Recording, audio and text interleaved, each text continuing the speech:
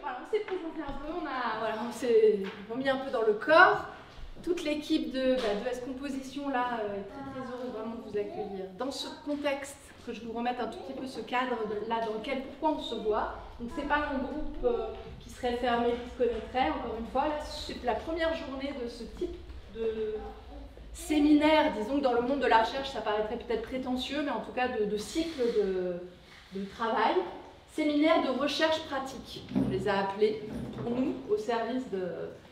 Dans ce projet d'Université des Terrestres, ce projet, on l'a nommé Université des Terrestres, il est très ouvert, c'est un projet hybride.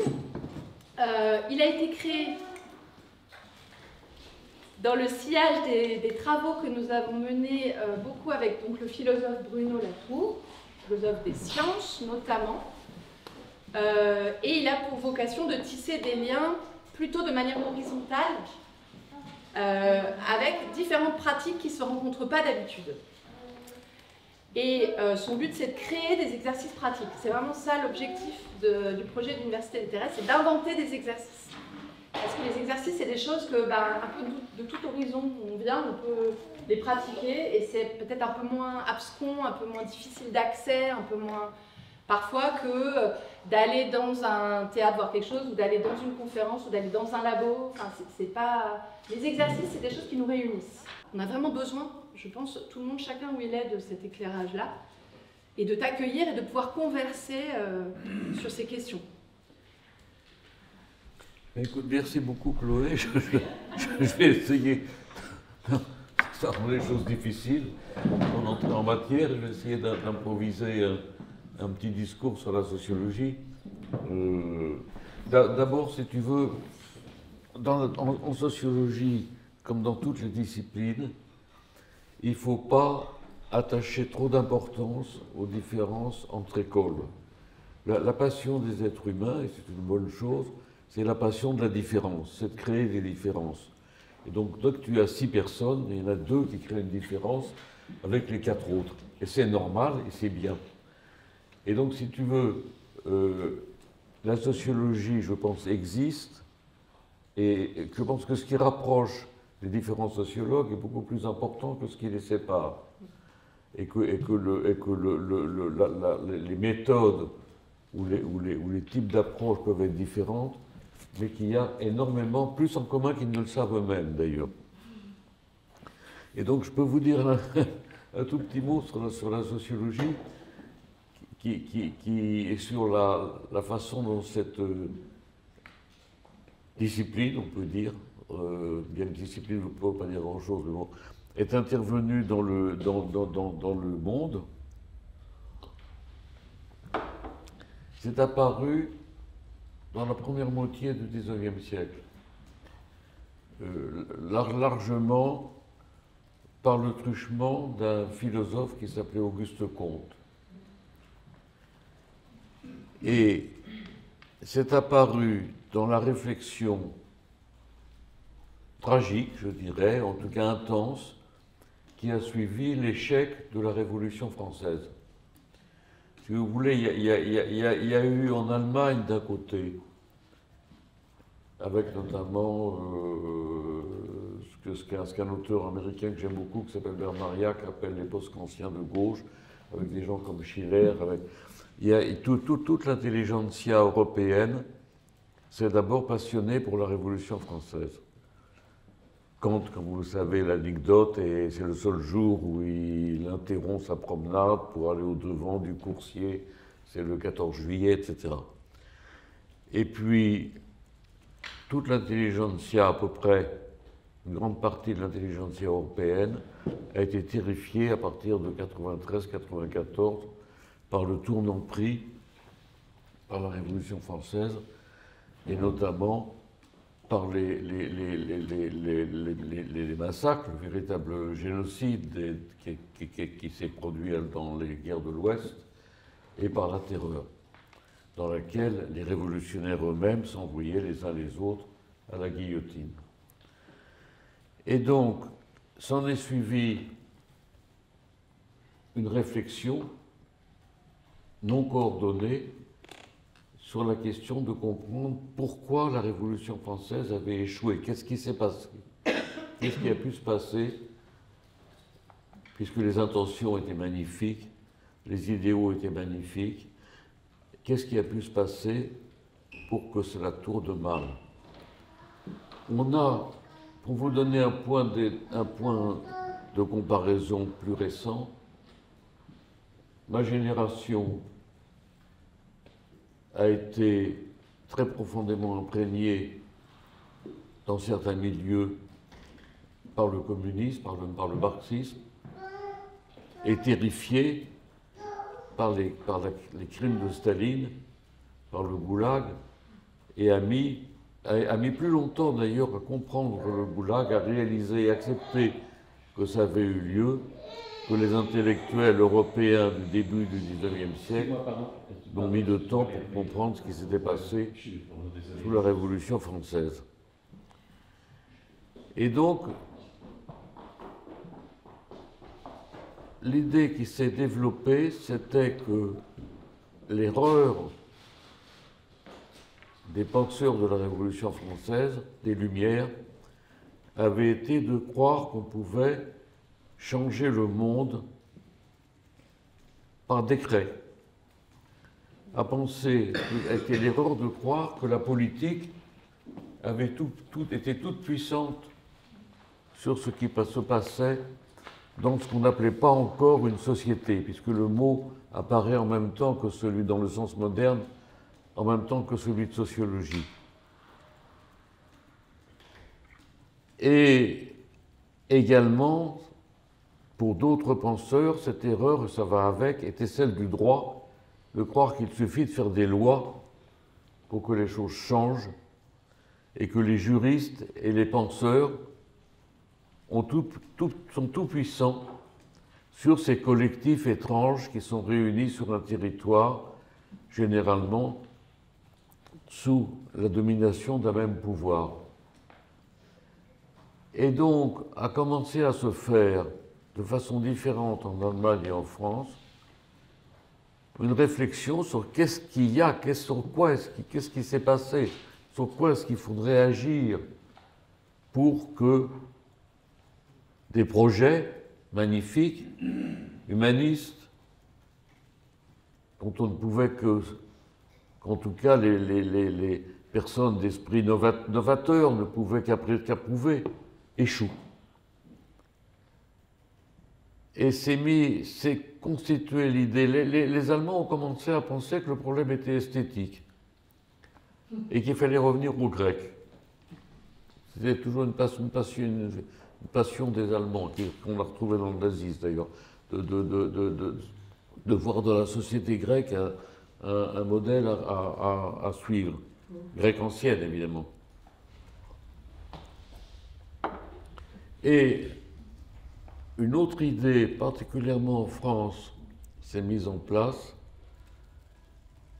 qui était celle qu'il existait entre les individus séparés qui agissent comme chacun d'entre nous et le pouvoir politique ou juridique, qui revient au même un peu sous ce rapport, qu'il existait un milieu qu'on a appelé la société, et que c'était dans ce milieu, dans cet univers multiforme, que se créaient les normes, la morale, les habitudes de conduite, les manières de se conduire jugées bonnes ou mauvaises, etc.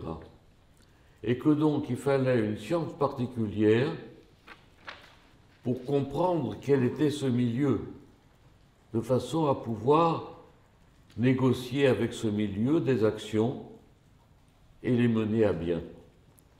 Et donc la sociologie s'est constituée comme une entreprise de réflexivité de la société sur elle-même, comme une entreprise, on pourrait dire, dans un langage marxiste, de prise de conscience de la société par elle-même.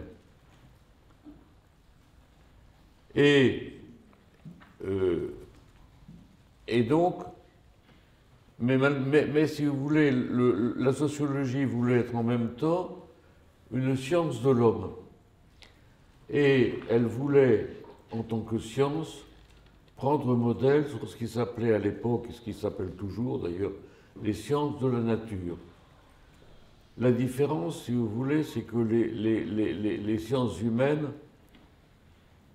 ont comme élément de base des êtres dont chacun est doté d'une volonté, dont chacun est doté d'affect, de sentiments, de désirs, et qui veut mener à bien des actions et qui peut mener des actions différentes de celles des autres.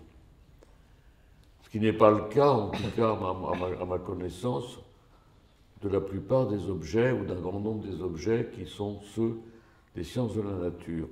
En tout cas, se développait à la même époque une espèce de philosophie des sciences de la nature qui est aujourd'hui abandonnée, qui s'appelait le positivisme, qui était un déterminisme dur, pensant que l'ensemble des phénomènes, n'incluant pas les êtres humains, étaient déterminés par des lois générales qui pouvaient être connues et que le travail de la science était de découvrir ces lois générales.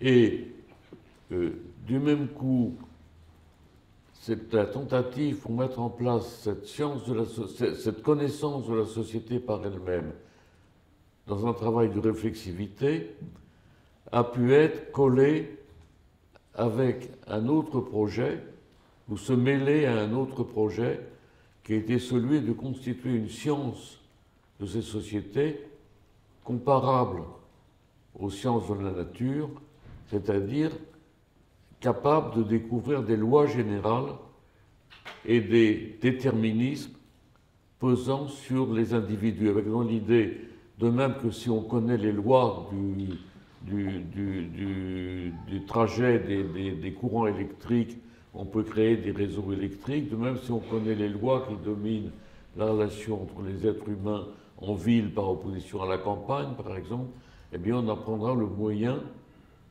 d'une certaine façon de diriger, en tout cas de comprendre ce que font les urbains par opposition aux ruraux. Et donc, si vous voulez, ces deux projets se sont continués de concert. Le projet positiviste étant évidemment le moins intéressant et le moins crédible, mais qui en même temps, comme il se dotait d'instruments numériques, notamment de la statistique, qui a joué un rôle gigantesque dans l'histoire de la sociologie, il a réussi à avoir une crédibilité importante chez les gens qui étaient intéressés par la sociologie. Et qui étaient intéressés par la sociologie? Ben, vous allez me répondre facilement, les dirigeants. Puisque prendre conscience de la société, avoir une société qui prend conscience d'elle-même, ça intéresse les dirigeants, et avoir une société dont on connaît les lois et que l'on peut manipuler par la connaissance de ces lois, les intéresse plus encore. Et donc la sociologie est devenue une science camérale, une science de pouvoir, une science de l'action. On ne peut pas lui reprocher, de toute façon, c'était le sort de toutes les sciences, ont été des sciences de l'action. On n'a pas la physique a été une science de l'action, toutes les sciences. Mais, du même coup, elle s'est développée différemment dans les différents pays où les théories politiques étaient différentes. Ça, c'est un sujet très intéressant, mais qui est difficile à développer. Si vous voulez, la sociologie française, dont après Comte, dont le principal représentant ou créateur a été Durkheim, à la fin du XIXe siècle et au début du XXe siècle, a des traits très différents de la philosophie anglaise, qui est imprégnée de libéralisme, ou que la philosophie américaine, qui accorde une grande importance aux petits groupes, qui sont le résidu des communautés religieuses qui étaient apparues au XVIIe siècle, etc. Donc vous avez des caractères particuliers de chacune des sociologies nationales en fonction de l'esprit politique qui informait la société. Et si vous voulez comprendre l'esprit de la sociologie française, à mon avis, le plus rapide, quand on n'est pas sociologue, c'est de passer par le roman français. Il y a une proximité extrêmement grande entre le grand roman français, Balzac, Flaubert, en passant, et l'esprit, et je dirais Siménon. Moi, j'ai écrit un livre sur le comparaison entre la France et l'Angleterre, qui passait par une comparaison entre Siménon et Sherlock Holmes.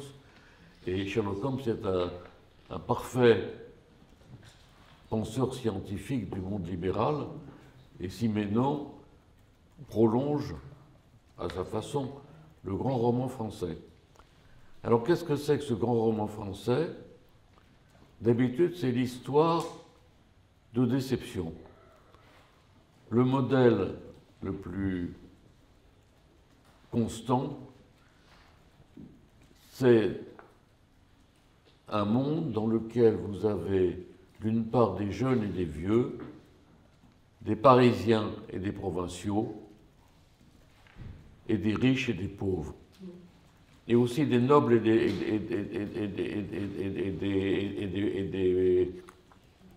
des bourgeois.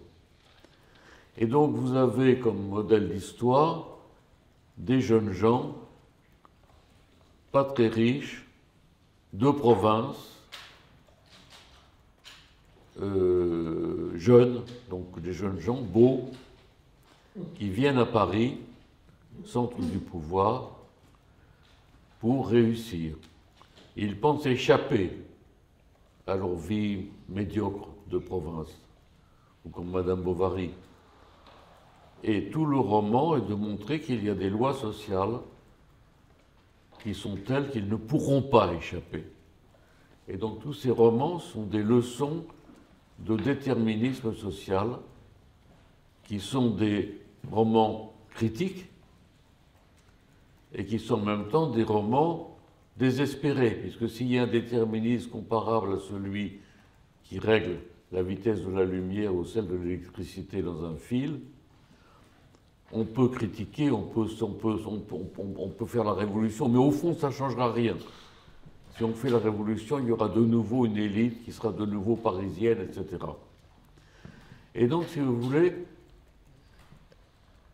la sociologie de Durkheim, ce qui fait ce qui reste de sa qualité, est qu'elle a un côté déterminisme, elle hérite de cette vision déterministe des lois sociales et de la société. Durkheim arrive juste après la Commune, il n'en parle jamais, mais évidemment la Commune est pour la société de son temps, avec ses 60 000 morts, un fardeau à porter extrêmement lourd. Il écrit la division du travail social dans l'idée de penser une société où la Commune ne sera plus possible. Mais il y a aussi chez Durkheim très profondément l'idée de réflexivité de la sociologie par rapport à la société, et l'idée que si la sociologie est bien développée, les politiques et les juristes ne feront plus n'importe quoi, mais prendront des mesures ou des lois qui seront en accord avec les mœurs, avec ce que les gens veulent, avec ce que les gens pensent. Et, si vous voulez, le rôle de la sociologie conçue comme instance de réflexivité, c'est pas d'inventer des machines extrêmement lourdes, même si on peut considérer qu'elles sont formidables. C'est ne jamais aller trop loin de ce que veulent les personnes, de ce que pensent les personnes, des mœurs des personnes, de ne pas agir brutalement sur les personnes, ce qui fait une grosse différence avec les idées qui vont être héritées du marxisme, qui sont au contraire des idées qui prennent appui sur l'idée d'une révolution totale. Le livre dont je parlais tout à l'heure de Jacques s'appelle The Longing for Total Revolution, l'espérance, le désir d'une révolution totale qui a habité l'Europe pendant 2 siècles et qui est l'idée que le monde est tellement corrompu qu'on peut le critiquer, on peut voir ce qui ne va pas, mais on ne peut pas penser ce qui sera le monde accompli, réussi après la Révolution. Et que donc il faut porter toutes les forces sur un changement qu'on désire, mais sans essayer de tracer les traits de ce que sera ce monde quand on arrivera à le forger dans la lutte, dans le drame, dans la mort. Et évidemment, on peut vous poser la question, donc ce point de vue est un des antécédents de ce qu'on a appelé la sociologie critique, dont je vous dirai un mot tout à l'heure.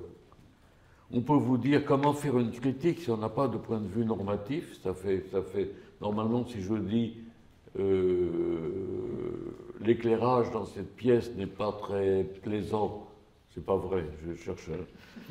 Il faut que j'ai une idée de ce que serait un éclairage plaisant. Eh bien non, pour cette position, on peut juste avoir le sentiment de ce qu'il faut critiquer sans avoir l'exigence de faire le dessin. Comme vous le savez, c'est vrai pour Marx, dont la critique reste très impressionnante et d'une subtilité et d'une intelligence fantastique, mais qui a écrit en tout sur la société communiste un texte qui s'appelle le programme de Gotha, qui fait 10 pages, pas très remplie et pas très intéressante. Et donc, si vous voulez, la sociologie est restée prise entre... Elle a toujours gardé un point de vue descriptif. Pour prendre conscience ou pour connaître des lois, il faut décrire, il faut enquêter. Le point principal commun à tous les sociologues qui se réclament du pragmatisme, qui a fait toute la théorie du pragmatisme repose sur l'enquête, qui se réclament du positivisme à l'image des sciences physiques, qui se réclament de la réflexivité de la société sur elle-même. Toute la sociologie repose sur l'idée d'enquête. Et pas d'enquête-action, pas d'enquête dans laquelle on va changer les gens, juste de comprendre quelles sont les mœurs des gens avec qui je suis, qu'est-ce qu'ils veulent. Et dans le cas, vous allez me dire, ça c'est le projet de l'anthropologie, qui va avoir des sociétés autres. La différence entre sociologie et anthropologie, elle tient à la question de la modernité et à celle du progrès. Parce que vous avez un autre thème central qui est hérité des Lumières, mais qui traverse tout le XIXe siècle et qui est repris par Auguste Comte, qui est le thème du progrès, qui est l'idée très optimiste que les connaissances humaines vont croître, cette idée de progrès se concentre sur les sciences, que les sciences progressent sans arrêt, qu'elles augmentent leurs connaissances et du même coup leur maîtrise du monde, et que ce progrès des connaissances, vous avez ça chez Condorcet. Vous savez, il y a un nouveau campus de sciences sociales qui vient d'être monté à Saint-Denis, qui s'appelle le campus Condorcet.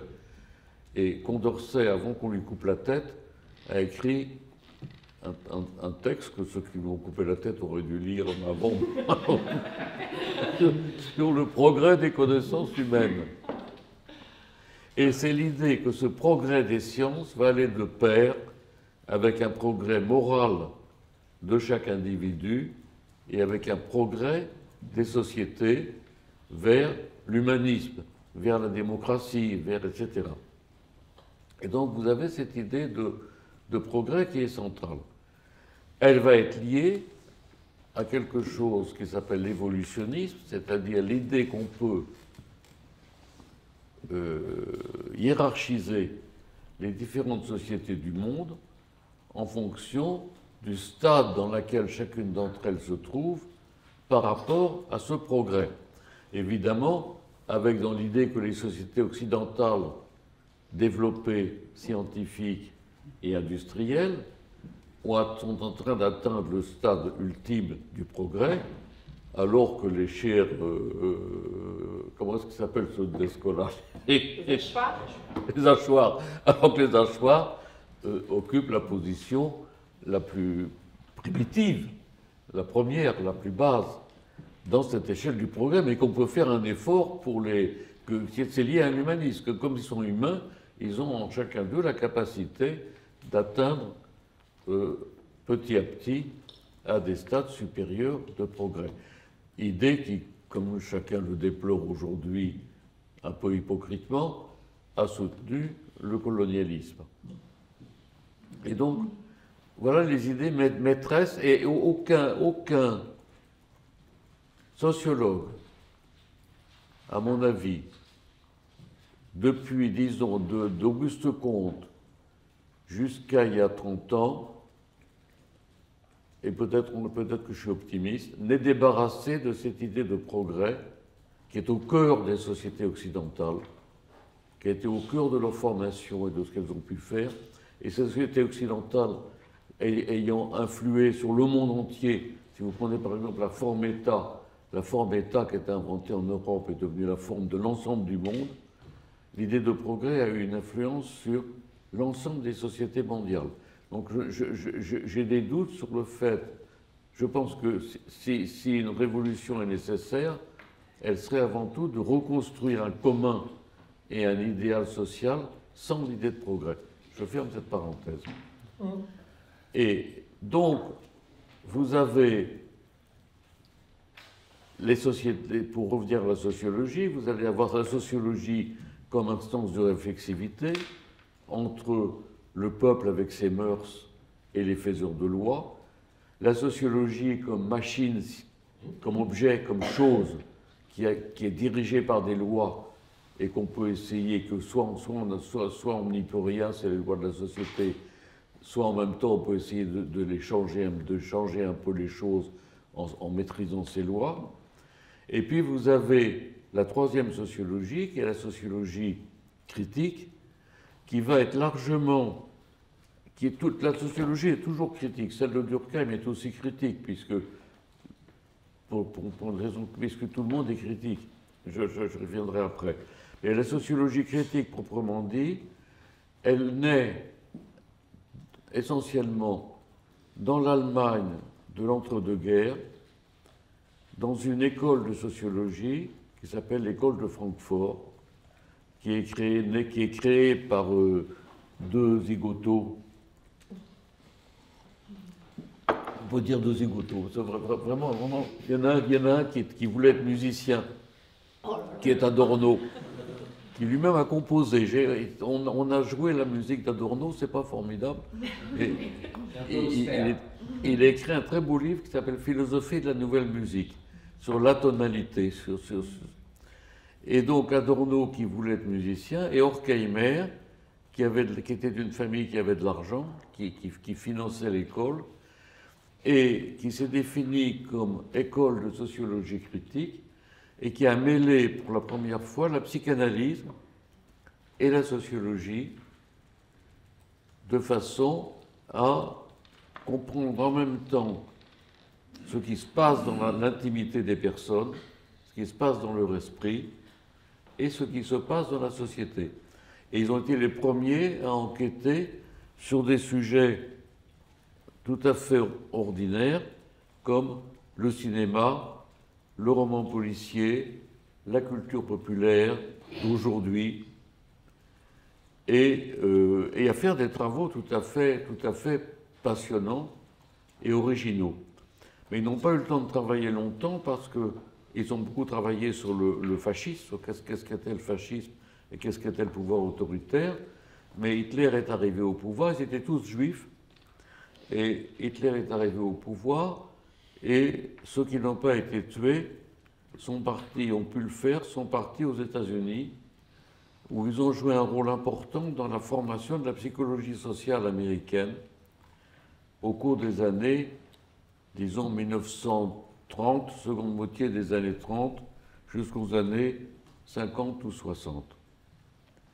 Et donc ça, c'est l'origine de la sociologie critique. C'est une pensée dont un des philosophes était Lukács, par exemple, qui cherchait à ne plus avoir seulement, à sortir simplement du projet de révolution totale et de l'idée d'une révolution armée pour utiliser les capacités de réflexivité que donnait la sociologie pour critiquer la société telle qu'elle était, en particulièrement critiquer le capitalisme et les formes, à la fois le rapport entre le capitalisme et le pouvoir autoritaire. Ils étaient à la fois anticapitalistes et démocrates, aucun d'entre eux n'a été stalinien. Lukács un peu. Bon, on va fermer Et ils ont été une des origines des transformations de la sociologie, notamment en France, à partir des années 50-60, quand la sociologie revient au pouvoir. Revient pas au pouvoir, mais revient dans l'espace intellectuel. Alors, là, je vais revenir à la sociologie française. Je vous embête pas? Je vais revenir à la sociologie française. La sociologie française avait été très riche pendant la période durkheimienne. Et là, elle avait été, au fond, Durkheim se voyait comme l'éclaireur de l'esprit républicain. Et cet esprit républicain s'était reformé, s'était reconstitué dans la seconde moitié du XIXe en, comment dirais-je, en mettant l'accent sur les côtés positifs de la Révolution française et en essayant de montrer que ces côtés positifs, ce qui était vrai, l'emportaient sur les côtés qui avaient terrifié les témoins. Et avec une idée assez importante et qui jouera un rôle dans le problème qu'a posé Chloé tout à l'heure, l'idée qu'il y avait un lien entre la République, le peuple, les sciences, la vérité, les connaissances, le progrès.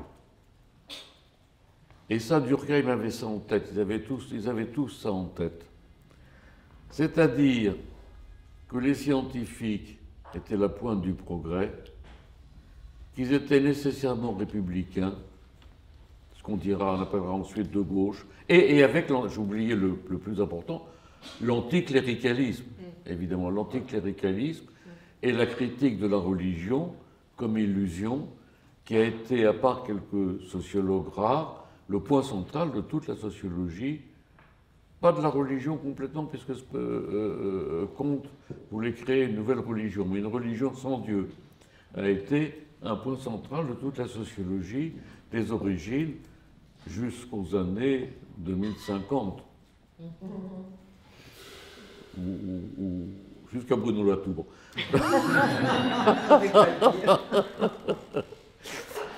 Et donc, cette idée était de faisait en quelque sorte la synthèse de la société industrielle et des Lumières, avec l'idée que le développement de l'industrie allait aller de pair avec celui des sciences, mais également avec un accroissement de la démocratie de la société, avec le fait que la justice sociale permettrait l'égalité des chances, c'est-à-dire la méritocratie, c'est-à-dire permettrait aux plus intelligents et aux plus méritants surtout des enfants des classes populaires d'accéder à des positions élevées dans l'université, qui étaient au principe de la création des grandes écoles, l'école normale, l'école polytechnique, etc., avec comme principe, à la différence des universités allemandes, de recruter depuis l'école primaire, dont le peuple, les êtres les plus porteurs d'avenir. Et donc cette idée a été l'idée très très importante, une idée très importante de la pensée de l'université par elle-même, et une idée qui ensuite, dans les années 50-60, a pu s'hybrider avec des éléments venant du marxisme et renourrir la sociologie critique. Alors, Donc cette sociologie durkheimienne s'était effondrée en France dans les années 30, quand la génération des Durkheimiens étaient tous morts, et la sociologie s'est reconstituée dans les années, fin des années 50, début des années 60, non pas depuis l'université. C'est Touraine, Alain Touraine, le sociologue qui est mort il y a un an ou deux, dit ça quelque part. Il dit s'il y avait l'université, la sociologie n'aurait jamais réapparu, parce qu'il faut vous dire que les universitaires, spécialement ceux des disciplines les plus classiques des humanités, sont des gens éminemment conservateurs et n'ont jamais apprécié ces nouvelles disciplines. C'est toujours vrai aujourd'hui, que ce soit les littéraires, les historiens. Les historiens, c'est moins vrai. Et surtout ceux des sciences dites exactes, ils trouvent que ces disciplines n'ont pas d'intérêt, que c'est uniquement du bavardage, etc. Et donc, la sociologie est revenue, d'une part parce qu'il y avait des gens qui, du fait de la guerre, avaient fait des études ailleurs. Par exemple, pendant toute l'occupation, Lévi-Strauss est aux États-Unis, est à New York. Il y avait eu un brassage qui avait amené aussi beaucoup d'émigrés en France, d'émigrés d'Europe centrale, qui amenaient d'autres positions. Et aussi parce que le nouveau pouvoir qui s'était mis en place en France dans les années 50-60, qui est devenu ensuite gaulliste, mais même avant d'être gaulliste, et De Gaulle a beaucoup influé dans ce sens, avait comme projet de moderniser la France. De façon en partie, pour plusieurs raisons. Une des raisons, c'est qu'il y avait une explication reconnue comme juste, dont je ne sais pas ce qu'elle vaut, mais bon, c'est un autre problème, du nazisme et du fascisme, c'est que le nazisme avait été créé par la Grande Dépression des années 30 et que si on voulait éviter un retour du fascisme, il fallait un programme social. Par ailleurs, il y avait le même idée par rapport au communisme stalinien, qu'il fallait un programme social si on voulait éviter que les pays européens deviennent tous dans l'orbite de l'URSS stalinienne. Et également dans l'idée nationaliste de concurrence avec les États-Unis. Si on ne veut pas devenir une colonie américaine, il faut apprendre des Américains leur technique, leur productivité, leur organisation des entreprises et notamment aussi leur sociologie. Et vous avez eu des passeurs qui, dans ces différents domaines, par exemple, il y a eu des missions de productivité, c'était lié au plan Marshall, des missions de productivité aux États-Unis pour apprendre pourquoi les entreprises américaines étaient plus productives que les entreprises françaises.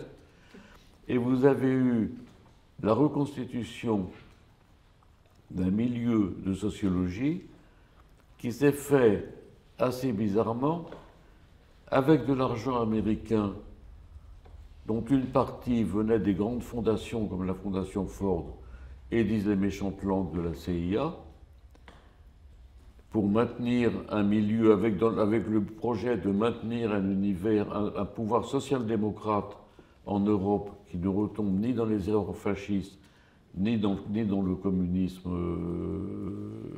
proche de l'URSS. Et vous avez eu des passeurs, et vous avez eu donc ce projet, et vous avez eu tout un ensemble de chercheurs qui étaient assez atypiques par rapport à l'université française classique, dont beaucoup étaient des émigrés, qui amenaient d'autres savoirs, notamment des savoirs développés en Hongrie ou en Allemagne, et qui étaient presque tous d'anciens communistes ayant quitté, pour un grand nombre en tout cas, d'anciens communistes ayant quitté le parti après, disons, plus tard, quand le stalinisme était devenu insupportable, et particulièrement après les événements de Budapest de 1956. La révolte de Budapest qui est détruite dans le sang par l'arrivée des troupes soviétiques.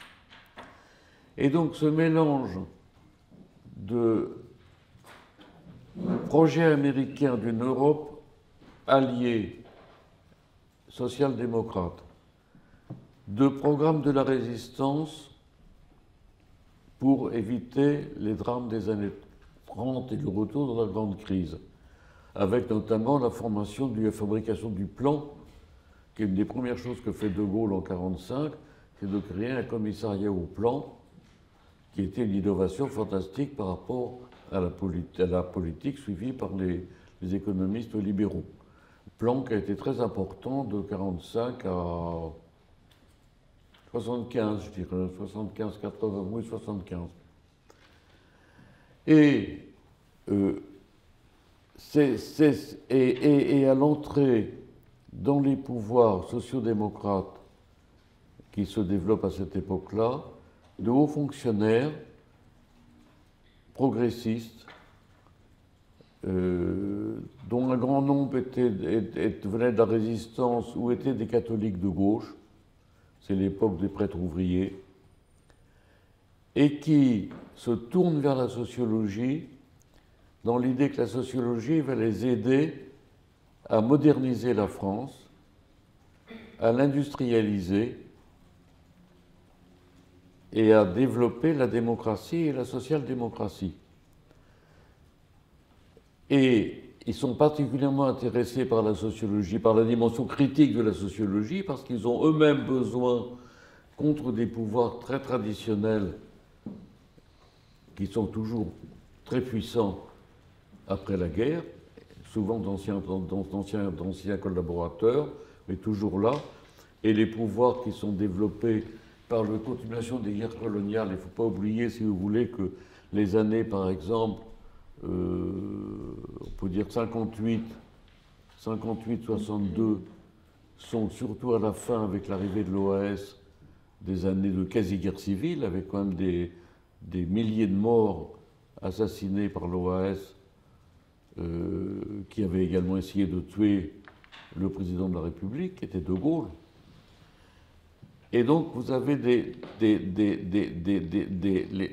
fonctionnaires, des hauts fonctionnaires progressistes qui prennent appui sur la sociologie critique pour essayer de réformer l'école en la rendant plus ouverte aux enfants des classes populaires. Il ne faut pas oublier que jusqu'à, je n'ai pas la date exacte en tête, mais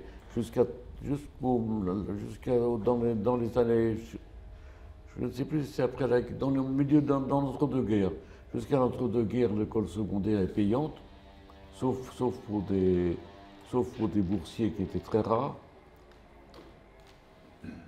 Et donc, vous avez la conjonction pour un renouveau de la sociologie mettant à profit particulièrement sa capacité critique entre ce projet de modernisation et d'industrialisation, ce désir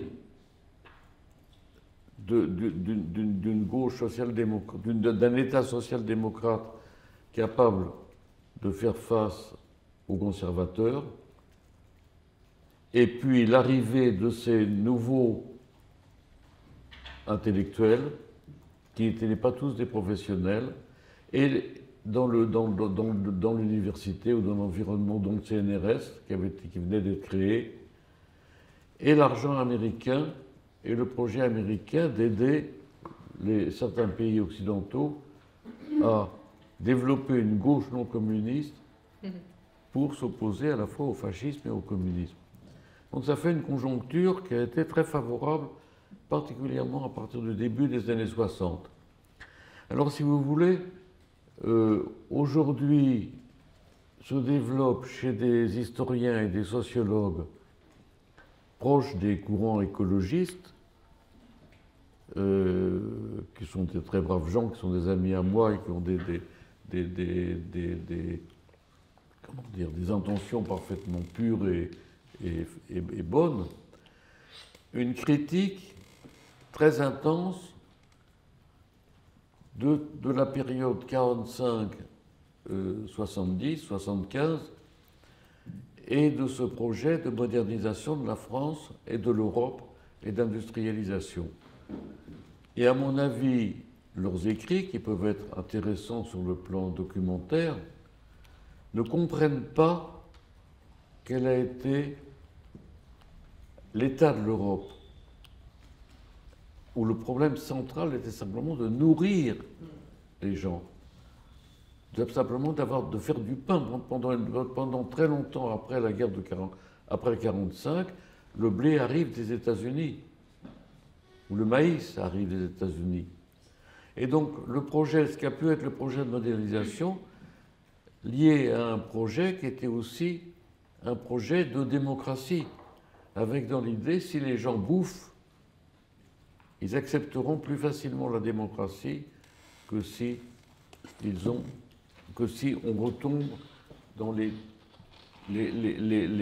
situations dramatiques qui étaient celles qui ont amené le fascisme ou qui ont amené le stalinisme.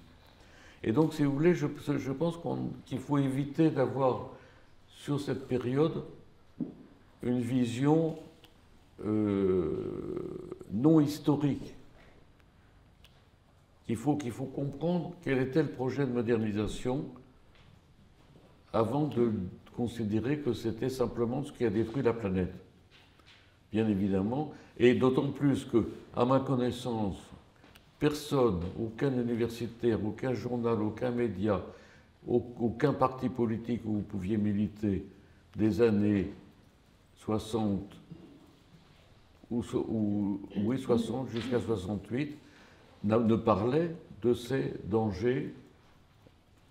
On parlait des dangers de la science, je pourrais y revenir si vous voulez, c'est très important, mais ne parlait des dangers qu'on appelle aujourd'hui écologiques et qui vont de soi, climatiques encore moins, ça n'était venu à l'idée de personne. Et donc, si vous voulez, c'est une parenthèse, mais il faut comprendre comment... Alors, la sociologie s'est développée par rapport à l'anthropologie, qui était la science des sociétés archaïques, plus anciennes, moins développées, s'est développée comme la connaissance par les sciences sociales de la modernité, c'est-à-dire de la société industrielle.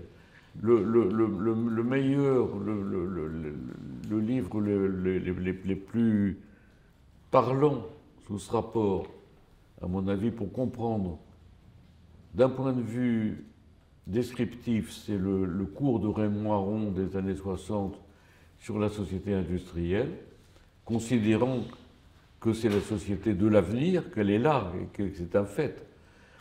Et puis, de prendre par exemple les travaux d'Alain Touraine. Alain Touraine, jeune normalien, social-démocrate, rentre comme ouvrier chez Renault pour devenir sociologue du travail. Et si vous voulez, cette question du travail est tout à fait centrale, c'est-à-dire que dès l'origine, dès Auguste Comte, la sociologie est centrée sur la société industrielle et sur l'idée que le lien entre les êtres humains se fait par l'intermédiaire du travail. Et c'est vrai pour Marx aussi, c'est vrai aussi bien pour les sociologues critiques.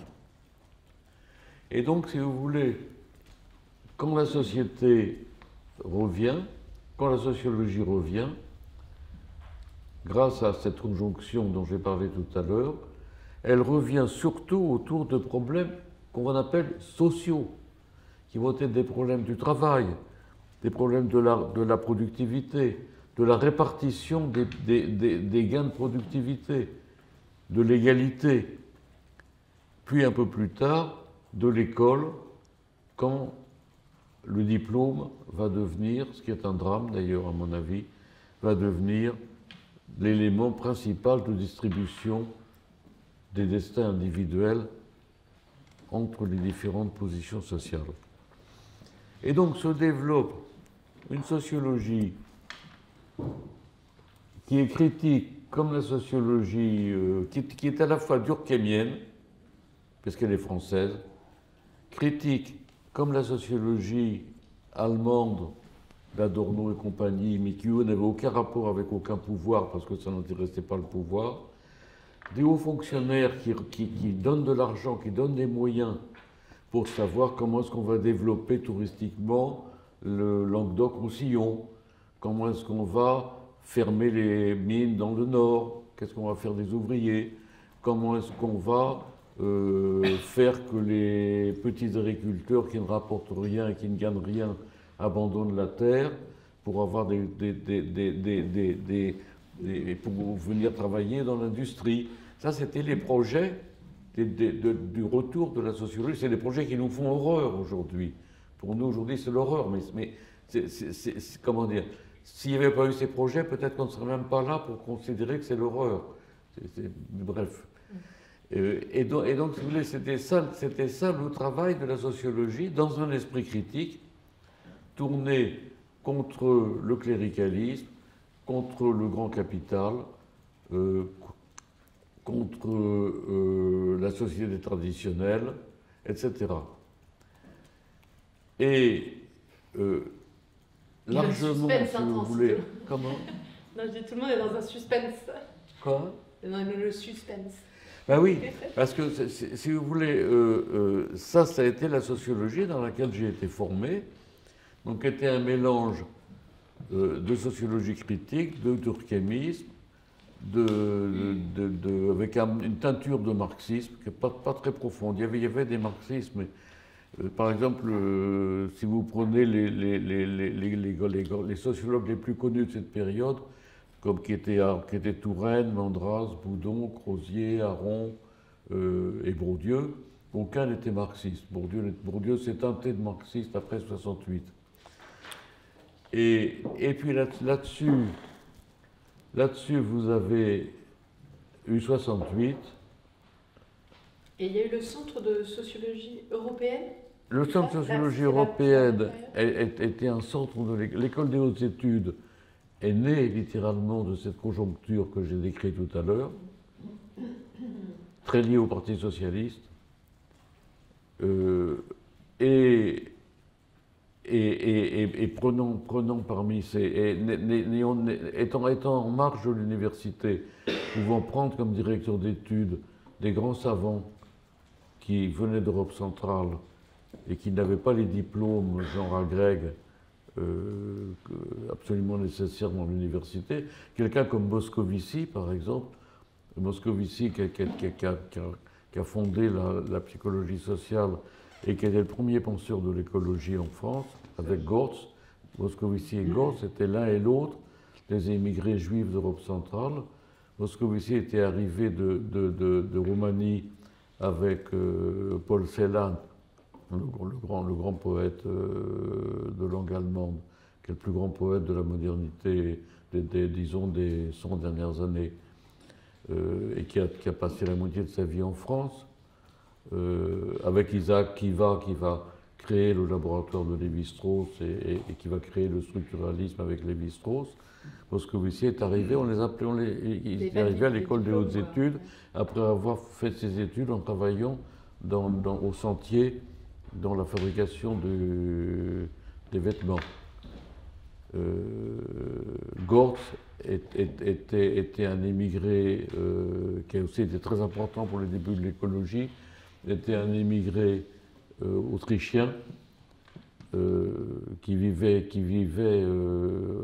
à Lausanne en donnant des leçons particulières d'allemand jusqu'à ce qu'il rencontre Sartre qui le ramène à Paris où il devient journaliste.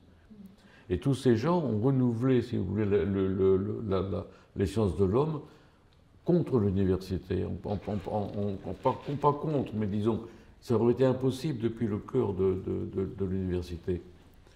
Et donc, ça s'est fait dans ces années-là. Et donc, ce n'était pas du tout un monde inintéressant. Hein. C'était un monde passionnant, très instruit, très imprégné de philosophie, de gens ayant beaucoup vécu, ayant connu un vrai engagement politique. Mais c'était un monde différent, puisque l'on est à côté de Chloé, de celle de la Tour. Alors Chloé pourrait peut-être nous parler du monde de la Tour. La Tour a eu un trajet complètement différent. Il était un fort théologien, comme il sent très très bien. Il avait été formé par des théologiens qui eux-mêmes avaient été formés par Bultmann, par la grande théologie suisse et allemande de l'entre-deux-guerres. Et il s'est passionné pour la sociologie et il s'est passionné pour les sciences au cours de, je pense, mais il m'en a jamais vraiment parlé, je pense au cours de son service militaire en Afrique, où il a vu le colonialisme à l'œuvre, qu'il a répugné. Et il a eu, par des relations, la possibilité d'aller travailler comme sociologue, il ne savait rien en sociologie, comme sociologue des sciences auprès de Villemin, si je ne me trompe, qui était un biologiste que connaissait sa famille en Amérique, aux États-Unis. Et là, aux États-Unis, il est arrivé dans un univers où était en train de se faire une révolution scientifique des sciences sociales, qui était l'apparition de l'ethnométhodologie, qui a été un mouvement extrêmement important et intéressant, dont j'ignore pour la raison pour laquelle il a disparu. Quoi? Il continue un peu par... Pas à peine. Donc, tu prends la revue, l'American Journal of Sociology, tu trouveras quasiment plus d'ethnométhodologie. Qui était un mouvement qui intéressait. Et donc pour revenir à l'opposition que Chloé nous a présentée entre Bourdieu et Latour, elle était loin d'être aussi vive au départ que ce qu'a montré, que ce que nous a dit Chloé. Bourdieu s'intéressait aussi beaucoup à l'ethnométhodologie, évidemment. L'ethnométhodologie, j'en dirai un mot après. Et le conflit est arrivé sur la question des sciences. En partie, à mon avis, parce que les sciences, la question des sciences, jouait un rôle central dans la politique. Parce que vous aviez, tout au long du XIXe, une critique des sciences qui était une critique spiritualiste, qui était les sciences, et particulièrement les sciences humaines, ne tiennent pas compte de la vraie spiritualité des personnes. Et Durkheim avait eu le malheur de dire qu'il faut traiter les faits sociaux comme des choses, ce qui ne voulait pas dire grand-chose, mais ça lui a été beaucoup reproché, et traite les humains et les sociétés comme des choses. Ce qui était une critique du positivisme, qui ne valait pas du tout pour toute la sociologie, mais qui venait des milieux spiritualistes, des milieux cléricaux, anti-républicains et anti-francs-maçons. L'histoire de la franc-maçonnerie est une autre histoire, mais elle a joué un rôle important dans toute cette histoire. Et à partir des années 45-50, se met en place une nouvelle critique de la science qui vient largement de la sociologie critique allemande et qui vient de gens qui ont été, surtout de gens qui ont été des élèves juifs de Heidegger, très imprégnés d'heideggerisme, comme Gunther Anders, Hannah Arendt,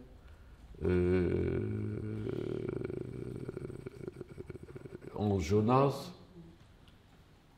qui ont été très importants, mais qui ont été relativement, qui ont développé une réflexion sur Auschwitz, sur la politique, sur la science nazie.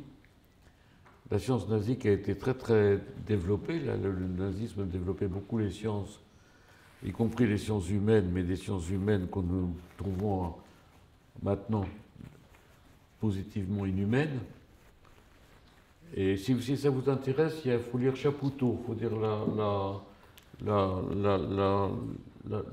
loi du sang de Chapoutot, qui est un livre fait à partir du dépouillement de 1000 livres et articles publiés par des universitaires nazis et sur une description de ce qu'était la morale nazie, la vision du monde et la morale nazie. Et puis l'autre point qui est particulièrement développé, ça va être la critique du nazisme va être faite par Hans Jonas, par exemple, et Hannah Arendt, et Anders, qui a été le premier mari d'Hannah Arendt, lui a développé une critique d'Hiroshima. Il a passé sa vie à critiquer Hiroshima, et finalement, pendant la période 45-68, de reconstruction, où tout le monde avait besoin de la science et du progrès matériel et industriel, cette critique n'a pas été entendue. Elle revient par l'intermédiaire du tribunal Russell à propos de la guerre du Vietnam en 66, 60, entre 65 et 70, je n'ai plus les dates exactes en tête, où Anders fait partie, Sartre fait partie du tribunal Russell, et Anders fait partie du tribunal Russell. Un homme Russell, qui est un homme très célèbre, qui a été un des grands logiciens avec Whitehead, dont tu as dû entendre parler par ton papa, de Whitehead. Ça va, vous tenez le coup, tout le monde? Ça va. Okay. Très bien. Vous en avez peut-être marre, non? Je peux arrêter. Je vérifiais juste s'il y avait besoin de quelque chose. Qui a été un grand théoricien, Russell, de la logique. Whitehead ensuite est parti aux États-Unis, où il a construit un système auquel j'ai jamais rien compris. Personne, à part comment s'appelle la Belge Isabelle Stenger. À part Stenger, personne n'y comprend rien. Mais bon, mais en tout cas, Russell a un prestige fou, et dans son grand âge, il est devenu une conscience morale de l'Occident. Il avait fait quelque chose qui s'appelait le tribunal Russell, qui était imité du tribunal de Nuremberg, mais créé sans aucun pouvoir d'État pour juger des destructions américaines au Vietnam. Okay. Et Anders est revenu, et donc la critique de la science revient, qui était née dans les années 45-50, devient publique au fond largement avec Illich, qui redevient à la mode avec Illich, qui était un prêtre catholique, lui aussi d'origine juive, parti travailler d'abord aux États-Unis, à New York, puis ensuite en Amérique latine, revient et a été un des axes majeurs de 68. Si vous voulez, 68, moi j'ai une interprétation qui, je crois, m'est personnelle de 68. 68, on peut l'interpréter très différemment selon l'échelle à laquelle on se place. Selon qu'on se place à l'échelle des universités, à l'échelle d'un pays ou à une échelle mondiale. C'était un mouvement mondial. À mon avis, c'était un mouvement mondial contre la guerre froide. Ce qui explique que ça se soit développé chez les jeunes, à la fois chez les jeunes en Occident et chez les jeunes dans les pays qui étaient les pays socialistes. Simplement, les jeunes des pays socialistes, contre la guerre froide menée par leur pays, ont pris les valeurs de l'Occident, et les jeunes occidentaux, contre la guerre froide menée par leur pays, ont pris des valeurs qui étaient des valeurs communistes, qui évidemment étaient tout à fait superficielles dans l'esprit le marxisme des années 65, 65-78 est une espèce de feu d'artifice final d'un marxisme qui allait disparaître complètement dans la génération suivante. Et donc, si vous voulez, le produit, à mon avis, le plus fort et le plus clair de 68, ça a été l'abandon ou la mise en cause de l'idée de progrès. Ça a été le début de la nouvelle modernité, de l'idée de progrès, de l'idée de science toujours bonne. Habermas publie la science et la technique comme idéologie, de l'idée c'était la critique de la science, et ça a été les débuts de l'écologie par des voies tout à fait extérieures aux voies scientifiques habituelles, en France par Gortz, qui était journaliste qui écrivait sous le nom de Bousquet dans le Nouvel Obs, par un homme dont j'ai oublié le nom, qui était proche de Charlie Hebdo, qui se met à publier La Gaule ouverte, La Gaule ouverte, qui est le premier magazine écologiste, qui était très important, et par le Club de Rome, qui était fait par des technocrates sur la base de simulations qui avaient été rendues possibles au MIT par un spécialiste de la programmation informatique qui s'appelait Forrester et qui lui avait travaillé sur l'épuisement des ressources terrestres si le développement continuait à prendre ce tour. Mais ces nouvelles choses ont été prises au sérieux par... Ils ont été pris au sérieux par quelques sociologues, par Moscovici, un peu par Touraine, en France, n'ont pas été vraiment pris au sérieux par les sociologues pour qui la question sociale, la question des classes sociales, des oppositions entre classes, pour qui la question, le mélange de j'ai parlé tout à l'heure, de républicanisme et d'un peu de marxisme était très important, dont les bourdieusiens. Les bourdieusiens n'ont pas vu, de même qu'ils n'ont pas compris ce que voulaient dire les nouveaux philosophes avec la critique du goulag, ils n'ont pas vu ce qui se passait avec du côté critique de la science, critique de l'écologie, etc. Et donc, si vous voulez, l'avantage qu'avait Latour, quand il est revenu en France au début fin des années 70, c'était qu'il avait fréquenté aux États-Unis ces nouveaux courants d'ethnométhodologie qui étaient beaucoup plus ouverts à la critique de la science que l'étaient les courants français. Je peux dire deux mots, si vous voulez. Quelle heure il est? Ça va. Ça va? Je peux dire deux mots de ce qu'appelle l'ethnométhodologie. Si vous voulez, ça a été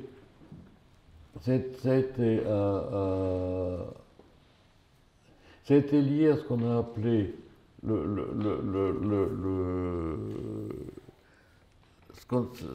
ça a été lié à ce qu'on a appelé le linguistic turn, qui vient après le structuralisme. Si vous voulez, la sociologie et surtout l'anthropologie des années 60-70 prend appui sur le structuralisme. On ne va pas tout reprendre parce qu'on... Ouais, on peut pas, c'est pas évident, mais c'est vrai qu'est-ce qu'on met dans structuralisme, si tu le définis un peu rapidement? Il y a deux éléments dans le structuralisme. Il y a deux approches, en fait, qui n'ont rien à voir.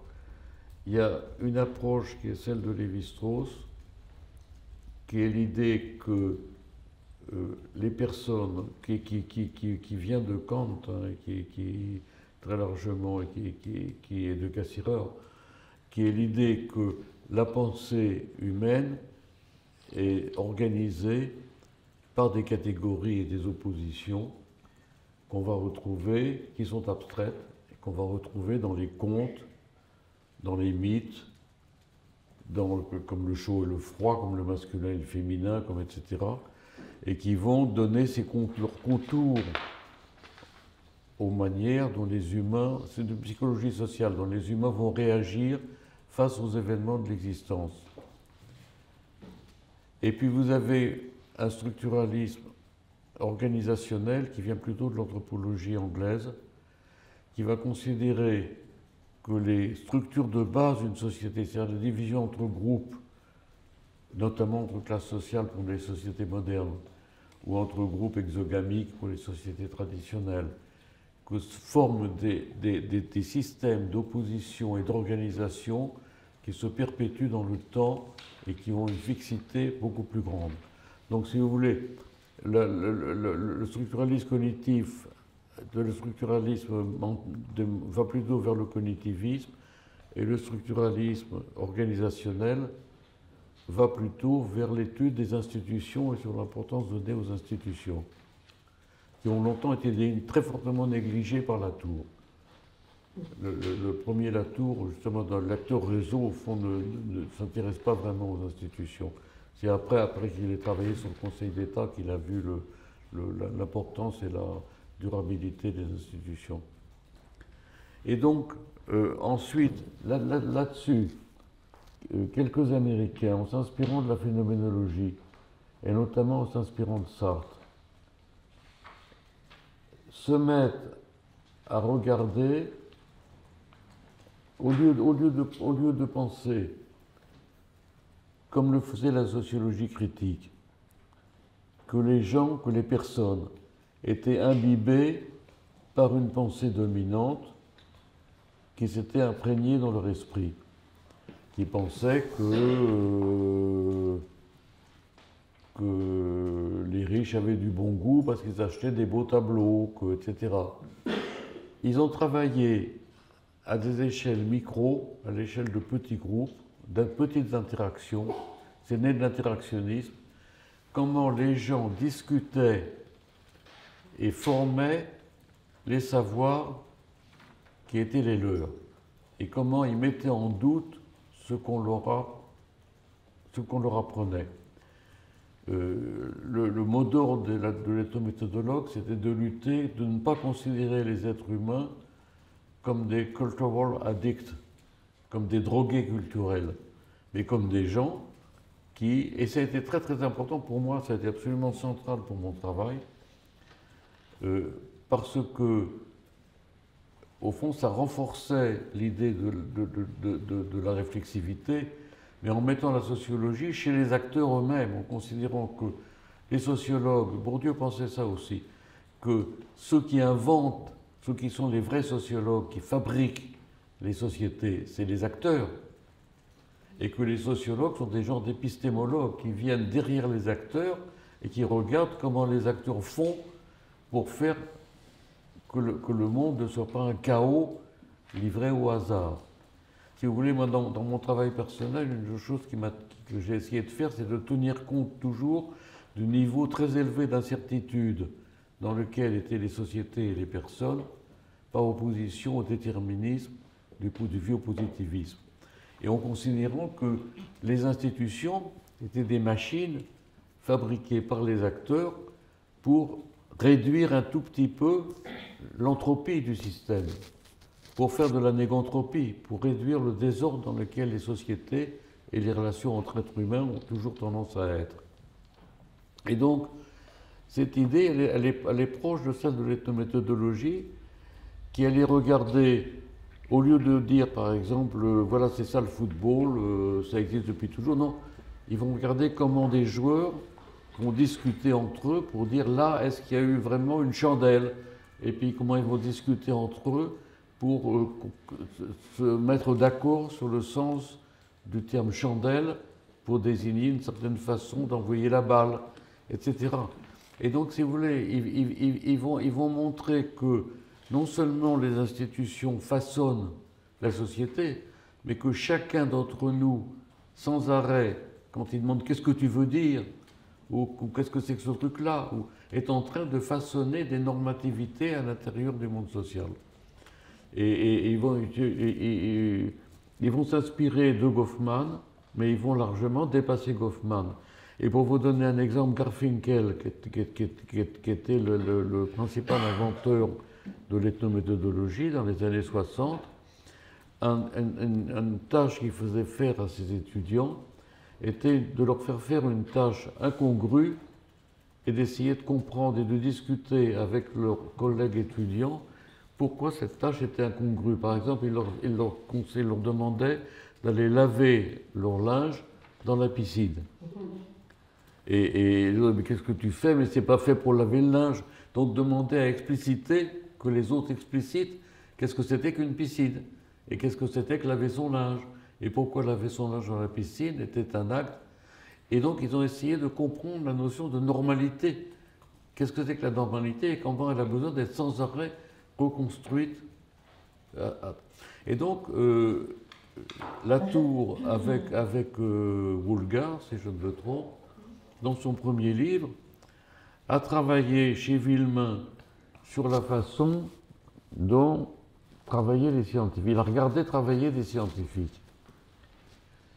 Et à cette époque-là, il y avait chez les sociologues positivistes une idée un peu bébête qui était que les scientifiques suivaient des règles et qui suivaient des règles qu'étudiait l'épistémologie et qui étaient des règles très sévères qui permettaient de distinguer ce qui était vraiment de la science et ce qui n'était pas vraiment de la science. Althusser avait la même idée. Et ce que montrait un travail de près, dans la proximité, avec des scientifiques qui travaillaient, ben c'est que sans arrêt, ils ne savaient pas très bien qu'est-ce qui était vrai, qu'est-ce qui était faux, que la vérité n'était pas directement ce qui venait du ciel quand on utilisait les règles de l'épistémologie, qui regardait regarde cette courbe-là, qu'est-ce que tu dis? Oh, elle n'est pas vraiment très courbe, tu crois qu'elle a du sens? Oh ben non, c'est du bruit, c'est seulement du bruit, on va réessayer, puis on peut l'appeler comme ça. Il montrait tout le bricolage constant qui, comme dans chacun des gestes de notre... Par exemple, qu'est-ce que c'est ici? Qu'est-ce qu'on fait? C'est un cours? C'est une école? Vous avez commencé par faire de la gym, c'est un club de gym? Sinon, on est dans du Welbeck. C'est du Welbeck. Qu'est-ce qu'on fait? Bon, ben, poser cette question, c'est faire de l'éthnométhodologie et c'est très proche de ce qu'a développé ensuite la sociologie de mon cher ami Bruno.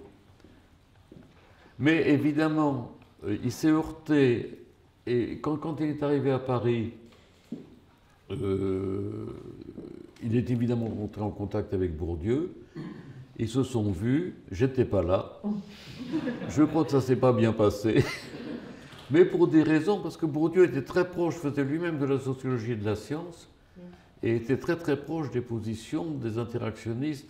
Ils auraient très bien pu se retrouver. Mais je pense que Bourdieu était encore trop attaché au schème républicain et je pense qu'il a ressenti chez Latour un schème clérical et que cette vieille opposition entre républicains et cléricaux a été très importante dans le fait qu'ils n'ont pas réussi à faire ensemble une sociologie française qui aurait été encore plus belle que s'ils s'étaient séparés. Est-ce que j'ai répondu un peu? Moi, c'est un peu fatigué. Bah oui, je comprends, et je pense que peut-être il y a besoin de respirer un petit peu. Oui. Peut-être on peut faire une petite pause avant de reprendre une session plus de questions, si ça vous va. Et merci infiniment, c'est extrêmement éclairant. Alors, l'idée de reprendre, de continuer à profiter de ces échanges par peut-être par les questions. Donc certains avaient préparé des questions, enfin plutôt pas préparé, mais ont des questions précises. Et puis on voit, là il est midi 10. C'était dit midi et demi aussi pour se fatiguer, midi 45 max. Alors, on se dit qu'à 45, on arrête là, on ira déjeuner. Pour ceux qui restent cet après-midi, on se retrouvera après. Sans Luc du coup, donc cet après-midi. Soit clair s'il y a des choix à faire pour les personnes. Peut-être Aurore, du coup. Et est-ce que tu préfères qu'elle s'avance un peu? Ça dépend, parlez un peu fort. Ok. Ça dépend de la fréquence des voix. Ouais. Merci beaucoup, Luc. Ça va si je parle comme ça? Oui, très bien. C'était vraiment très éclairant. J'ai adoré la manière dont vous avez montré finalement comment les êtres humains qui étaient les chercheurs, les scientifiques, etc., les sociologues ont construit la sociologie. Et je reste quand même un peu sur ma faim parce que finalement on n'a pas parlé de pragmatisme, même si c'était un peu en filigrane. Est-ce que vous pourriez nous dire comment est apparue la sociologie pragmatiste ou le lien avec ce que vous nous avez déjà présenté? Oui, alors je suis... Ah voilà, très bien. C'est compliqué pour moi. Parce que personnellement, la sociologie que je fais a été appelée pragmatiste pas par moi. Ok. Et l'ensemble de l'école de sociologie pragmatiste, comme toujours les écoles, c'est comme les impressionnistes, c'est quelque chose qui est venu de je ne sais pas où, et qu'on a accepté et revendiqué ensuite, mais bon. Moi, le pragmatisme est arrivé par la linguistique. Parce qu'il y a tout un courant linguistique qui s'appelle la linguistique pragmatiste, qui est en conflit avec la sémantique.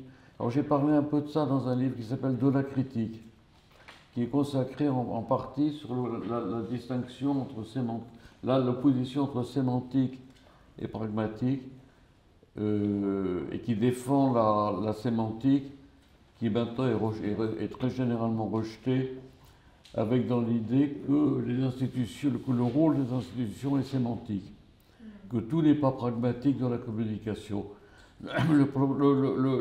Si vous voulez, pour dire les choses rapidement, c'est très proche de ce que j'ai dit tout à l'heure sur l'autométhodologie.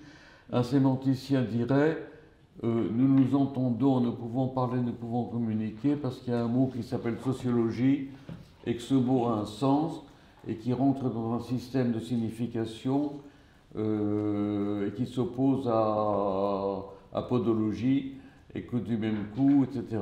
Et que tous les mots en ogie veulent dire, bon.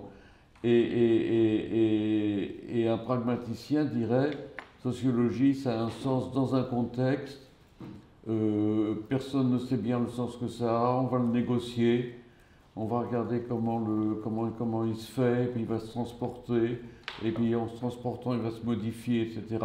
Donc c'est beaucoup plus vivant et beaucoup plus... Mais je pense que ce qui est intéressant, c'est la tension permanente, parce que si tout était pragmatique, le chaos s'introduirait très vite dans la langue.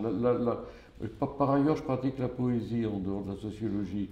Et donc quand je pratique la poésie, j'ai fait récemment il y a une interview qui est parue dans la revue Critique, un numéro qui était sur mon travail où je parle un peu de ça. La langue a une tendance au chaos qui est fantastique. Et c'est cette tendance au chaos qu'exploite la poésie moderne. Mais bien évidemment, la sémantique est aussi nécessaire et c'est le travail des institutions de maintenir la sémantique. Si par exemple une chandelle au football prend tantôt le sens de, je sais pas quoi, un coup de pied de travers, tantôt le sens d'un coup de tête dans la balle, personne ne pourra jamais, aucun arbitre ne pourra travailler. Et donc, si vous voulez, moi, je suis parti largement de la linguistique. J'ai un frère qui est linguiste, et j'ai beaucoup discuté avec lui de la linguistique moderne, et donc je suis parti de là. Par ailleurs, vous avez évidemment un courant beaucoup plus large de pragmatique, notamment chez James, et particulièrement chez Dewey, celui qui est célèbre chez les sociologues, c'est Dewey. J'ai lu Dewey. Je trouve que c'est très sympathique. C'était un homme de gauche. Il donnait des cours à la New School, qui était au départ une école pour les syndicalistes. Je ne trouve pas ça génial. Ça me tranquillise quand je lis Dewey parce que c'est un monde en paix. Il y a un Américain qui a fait un livre très intéressant sur The Crisis, qui s'appelle The Crisis of Man, dans la littérature américaine des années 40, où il montre justement que les années 30, c'est la fin de Dewey, et c'est la fin de l'optimisme américain, et que, notamment avec l'arrivée des émigrés allemands du nazisme, une angoisse sur l'humanité se met en place. Donc Dewey, c'est un peu le Durkheim des Américains. Et c'est très, il a raison. Je me suis aussi beaucoup intéressé à Dewey quand je écrivais un livre qui s'appelle Énigmes et complots sur la paranoïa. Je pense que la question paranoïaque est tout à fait centrale pour les sciences sociales. Et Dewey, parce que le problème de la paranoïa, c'est le problème de l'enquête. Un paranoïaque, c'est quelqu'un au fond, ce que nous montre le paranoïaque, c'est qu'une bonne enquête est une enquête qui s'arrête. C'est comme les grèves, il faut savoir arrêter une enquête. et que le paranoïaque est celui qui n'arrive pas à savoir arrêter une enquête. Et c'est celui qui n'arrive pas à clore le réseau des causalités et des interrogations. Et évidemment, c'est une maladie mentale extrêmement grave et dangereuse pour la vie sociale. Et donc Dewey en dit un mot, mais il n'a pas l'air de voir l'importance métaphysique, si je puis dire, du problème. Et donc, si vous voulez, c'est appelé, les labellisateurs ont appelé sociologie pragmatique, les sociologies apparues dans les années 80, qui mettaient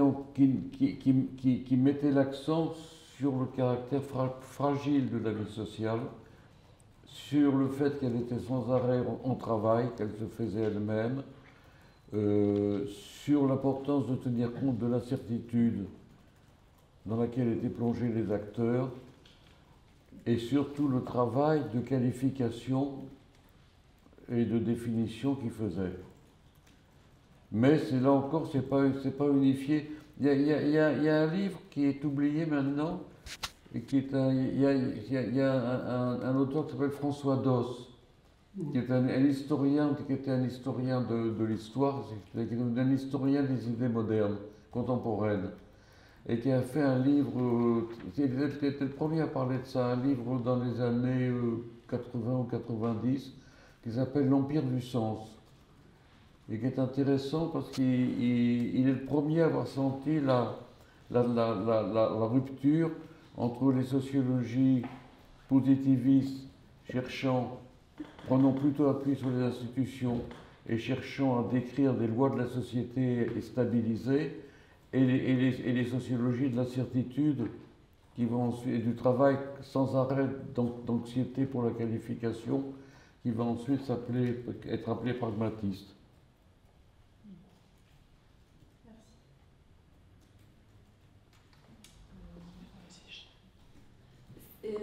J'avais une petite question, mais qui était plutôt. En fait, vous nous avez donné énormément de clés sur la sociologie. Vous parlez un peu plus fort.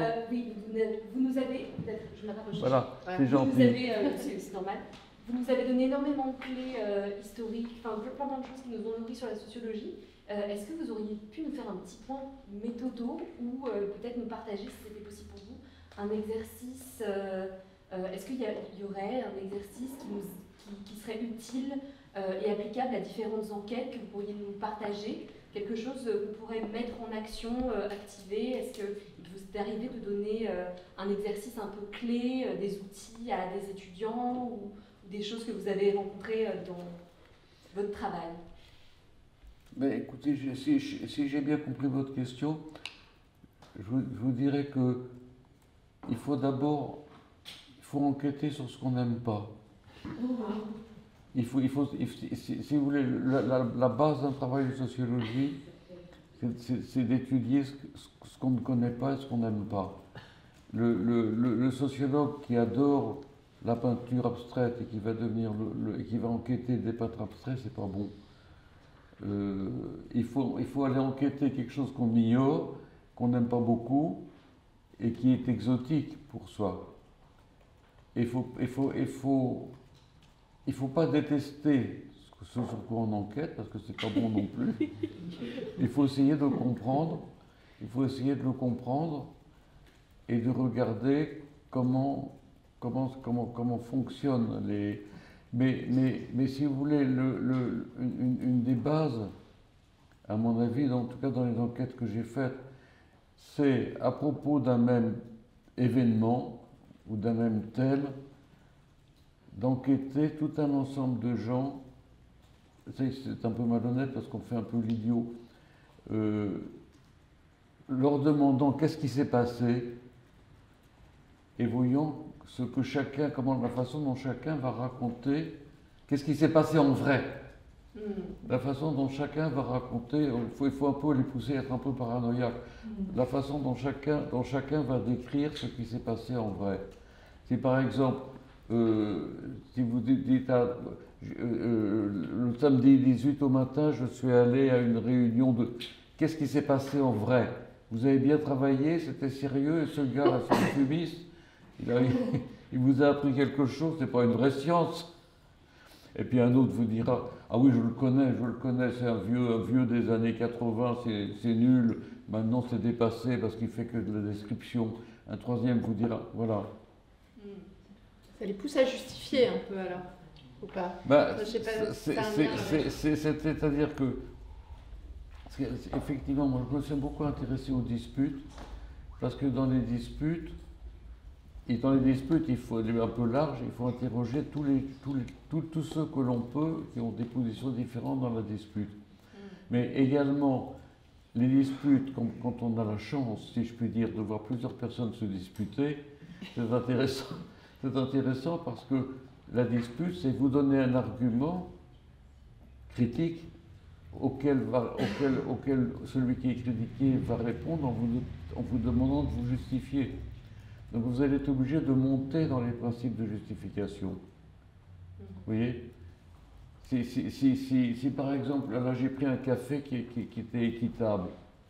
Si par exemple je dis, pourquoi vous achetez du café équitable? Il est plus cher, il est dégueulasse.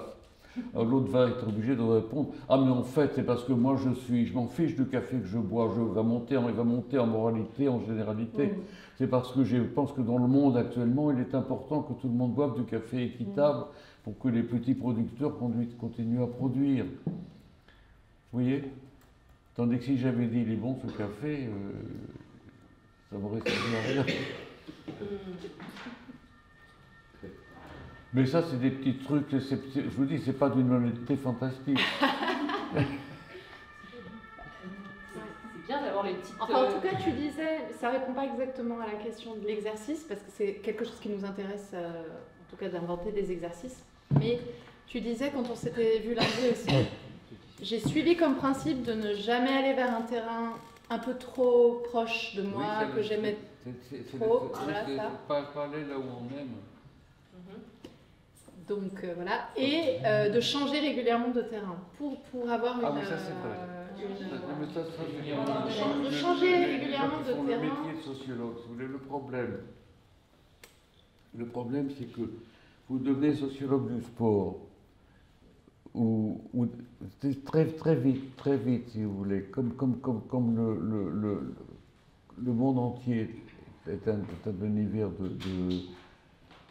de désordre traversé par des disputes. Donc, un sociologue qui arrive quelque part, il devient un élément qu'il faut gagner. Il devient un atout. Il faut convaincre le sociologue.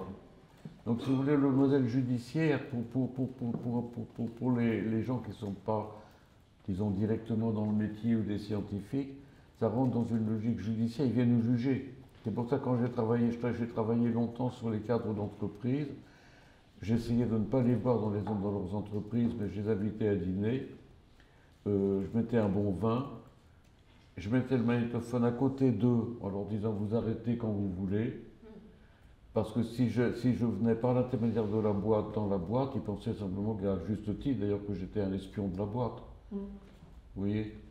Et donc le sociologue comme le psychologue est toujours quelqu'un qui représente un intérêt dans des disputes.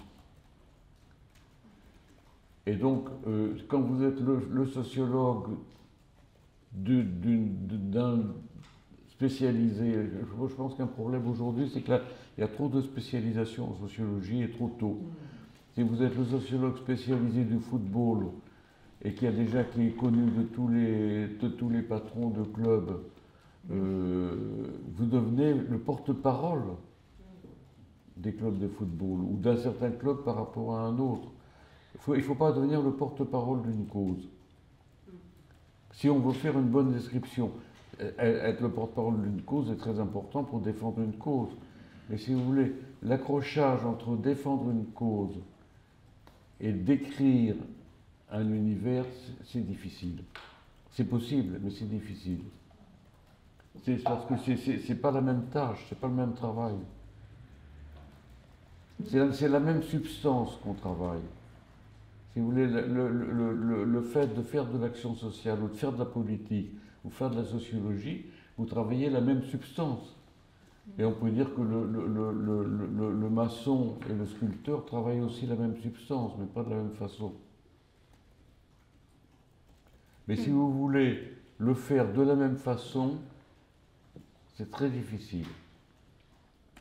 L'avantage, évidemment, si vous êtes militant, c'est que vous pouvez pénétrer plus facilement, mieux connaître, mieux sentir un univers.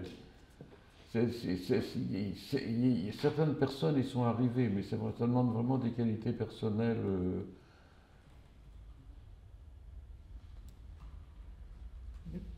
C'est ça votre question? Oh bah, je suis ravie des petits tips, même des petits tips malhonnêtes qui peuvent aider concrètement aussi dans des situations d'enquête, oui. Vous êtes artiste. Oui. Artiste chercheuse. Qu'est-ce que c'est, artiste chercheuse? Vous êtes artiste dans quel domaine? Plastique? Art visuel.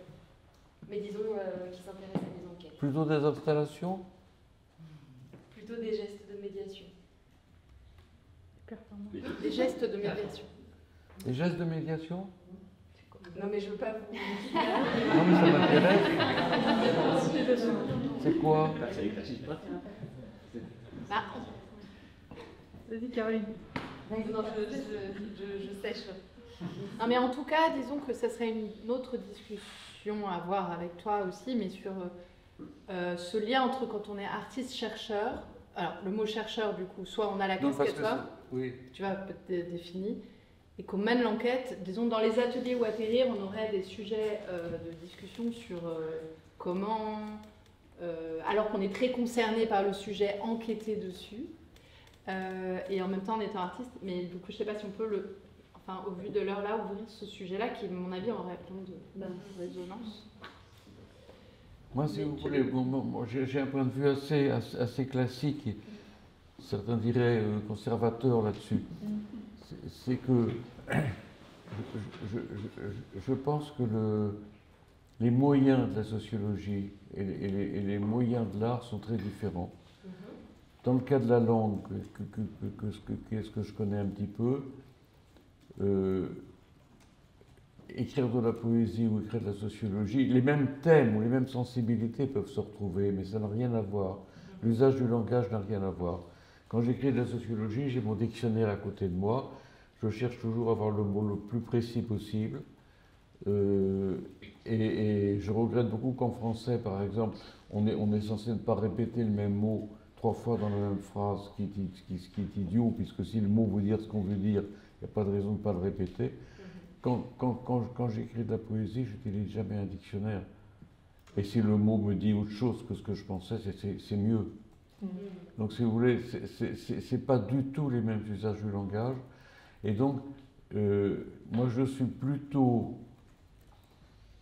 rétif par rapport aux tendances actuelles, par exemple en histoire, de mélanger la fiction et l'histoire, ou en sociologie, de mélanger le témoignage et la sociologie. Ça peut marcher, et je pense que ça dépend énormément. Si vous voulez, l'intérêt d'une science, c'est que même si vous êtes un nul, vous pouvez en faire. C'est la machine qui fait pour vous.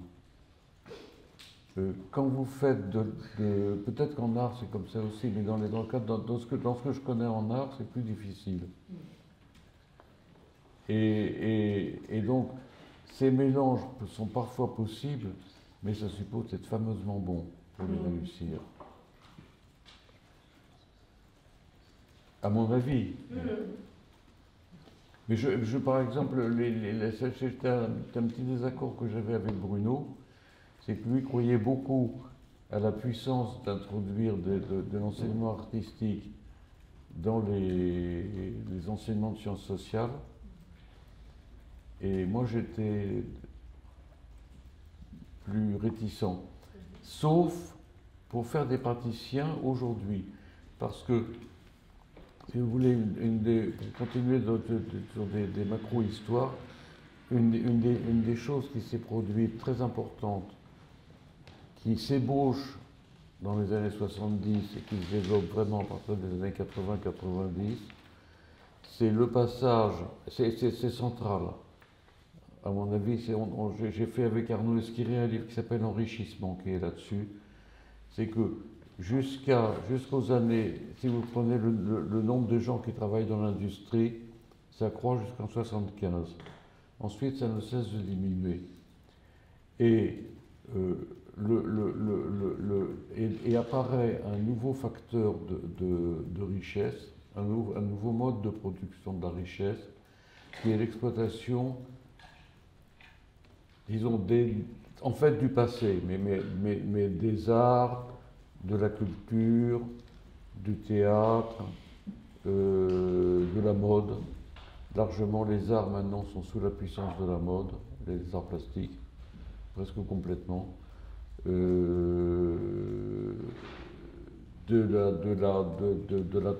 traditions, de la gastronomie, des traditions alimentaires, des aliments de luxe, du luxe, etc. Et vous voyez, ce qui est maintenant c'est Arnaud et Pinault qui sont les hommes les plus riches de France, qui sont à la tête du CAC 40. Et donc, si vous voulez, ça fait un changement extrêmement important. Vous avez des régions entières, comme la région du Nord, les régions du Nord ou de l'Est, qui étaient les plus riches, qui sont maintenant misérables, qui sont passées au Rassemblement national. Et vous avez des régions qui étaient complètement désertées, où il n'y avait plus rien, comme le Gard, qui sont devenues des régions opulentes, avec des nouveaux métiers liés à la personne, et plus du tout des métiers, ou à l'artisanat d'art. Vous avez des antiquaires d'arbres, par exemple, dans le Gard. Les antiquaires d'arbres qui vendent des vieux oliviers pour des nouveaux riches qui viennent. Parce que, si vous voulez, il y a beaucoup de retraités riches et de hauts cadres de toute l'Europe qui viennent s'installer dans le Gard. Donc ils veulent avoir du vieux. Et donc, si vous voulez, la nouvelle source de valeur, ce qu'avait compris Lang, qui était un génie, Jack Lang, dans son discours de Mexico, il explique ça très bien, c'est que la France ne sera plus un pays industriel, et c'est vrai aussi pour l'Italie, mais et pour d'autres et pour des villes dans le monde, pas pour des pays entiers. Mais, où la valeur, c'est l'héritage du passé. Vous voyez? Et donc, je pense que la plupart des gens qui sont ici ne contribuent pas à fabriquer de la valeur industrielle, mais fabriquent ce type de valeur, qui mettent en valeur le passé, mettent en valeur des traditions, mettent en valeur des savoir-faire, mettent en rapport des activités quotidiennes et de l'art, etc. Mais il faut savoir que à ce moment-là, si vous voulez enseigner de l'art à Sciences Po, c'est utile parce que une bonne partie des étudiants de Sciences Po ont des chances de travailler dans les univers de ce type, où c'est important de connaître de l'art. Si vous travaillez comme informaticien à AXA, le fait de connaître le nom de l'art n'a pas d'importance pour la carrière. Si vous travaillez à faire de la publicité pour des parfums pour Chanel, c'est central. Vous voyez? Et donc, je pense que pour le coup, la sociologie, voilà ce que ça veut dire de prendre conscience d'une société. La sociologie peut servir à comprendre des choses, non pas pour les détruire, ça ne retire pas le fait qu'on aime l'art ou qu'on a envie de mêler de l'art et de la science, mais à comprendre que quelque chose que l'on repère à un niveau local, chez soi ou chez des amis, c'est un phénomène global de transformation des structures de formation de la valeur pour la sociologie économique. Et ça aide la subsistance Quoi? Et ça va aider la subsistance, ces nouveaux... Comment? Pardon. En quoi cette nouvelle valeur va aider notre subsistance? Enfin, c'est... Ah non, mais ça c'est un... Désolé. Ça va aider notre subsistance, pas du tout en termes écoféminisme, qui est présente comme une économie de la subsistance. Ça va aider la possibilité d'avoir des choses à vendre et d'avoir de l'argent pour en acheter. C'est-à-dire que si vous prenez un flacon de parfum, le prix de fabrication du liquide parfum, c'est 5 à 10% du prix de vente. Le reste, c'est le nom. Oui. Mais si vous allez voir un Van Gogh aussi. Donc si vous voulez, c'est comment vous dire, je ne vais pas rentrer dans le problème de subsistance, mais En tout cas, il y a le livre L'enrichissement dont tu je pense as que évoqué. très peu de choses de ce qu'on produit servent directement à la subsistance. Et donc ça rentre dans une économie capitaliste, tel que c'est le cas actuellement dans le monde entier. Et notamment dans les pays ex-communistes comme la Chine, qui ont été parmi les principaux acheteurs qui ont permis le développement du luxe français. Et si vous voulez, la possibilité qui se présente d'une diminution de la croissance et d'une inflation en Chine est tout à fait dangereuse pour l'économie du luxe français qui est devenue centrale. Alors peut-être que le pari qu'ont fait Mitterrand dans les années 80 d'engager plutôt vers la désindustrialisation et de développer l'économie de la culture et du luxe et de la tradition, c'était peut-être un choix qu'une sociologie critique considérerait comme extrêmement dangereux. Personnellement, je n'approuve pas ce choix. Mais c'est comme ça. Au niveau d'une description, on ne peut plus décrire la France actuelle sans voir que le nombre de gens qui comme beaucoup de gens qui sont présents ici, travaillent dans les domaines comme moi, de la culture, de la connaissance, de l'art, de la tradition, etc., a augmenté dans des proportions considérables et ne sont plus protégés comme l'étaient les ouvriers d'entreprise après 200 ans de lutte pour former le syndicalisme. Ça, c'est un point très important, c'est que tous ces univers sont, par rapport aux forces auxquelles ils sont soumis, dans la situation des ouvriers des années 1830. À bon entendeur. Après, il y a tout l'aspect de ce que nous on met dans les arts aussi, de pas forcément créer des œuvres, mais aussi les compétences que ça développe d'être dans une activité artistique. Tu vois, mais c'est un peu un autre sujet. Vivian, tu avais une question parce qu'il commence à être tard, si on veut avoir ça. Je reviens un peu au panorama que vous présentiez ce matin. Il y a un mot, enfin un autre mot en isme qu'on lit souvent quand on essaie de comprendre comment tout ça est lié, que vous n'avez pas utilisé, et je voulais savoir, est-ce que ce label avait servi à quelque chose ou sert encore à quelque chose? C'est celui des sociologies constructivistes et du constructivisme par rapport à quoi, à comment tout ça s'articule, ou à quoi ce label a amené dans cette histoire que vous avez résolue. Écoutez, je ne sais pas dans quel sens vous prenez constructiviste, si c'est au sens de l'art constructiviste. Au sens où on qualifiait Bruno Latour de constructiviste. Oui, alors je pense que il parlait de constructivisme pour ne pas parler de déconstructionnisme. C'est-à-dire pour dire que, si vous voulez, vous avez l'ensemble des courants qui vont être liés au linguistic turn et qui vont tantôt se rattacher plutôt à la linguistique et par là au structuralisme, tantôt à la phénoménologie, vont mettre l'accent sur tout le travail de construction, déconstruction, fluidité, incertitude de la signification. Et on peut le faire de différentes façons. On peut le prendre comme instrument pour déconstruire, pour défaire, comme instrument de lutte, pour détruire les idées qui vous déplaisent. Si je vous dis, par exemple, les femmes ont des mains fines et donc elles sont excellentes pour faire de la dentelle. Et que je vous réponds, oui, mais les pêcheurs, ils ont des grosses mains et ils rafistolent bien leur filet. Je vous déconstruis le stéréotype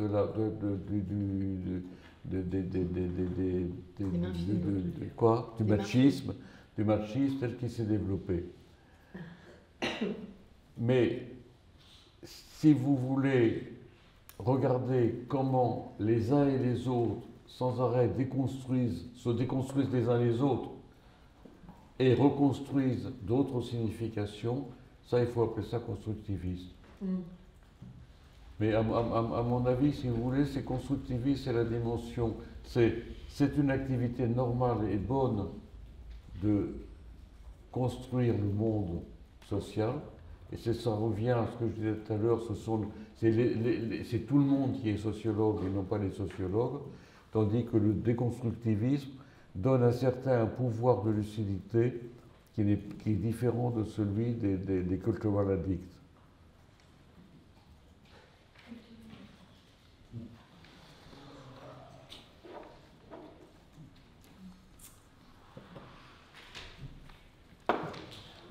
On a beaucoup parlé d'histoire de la sociologie. Est-ce qu'il y a un champ de la sociologie ou des nouveaux terrains aujourd'hui qui vous intéressent?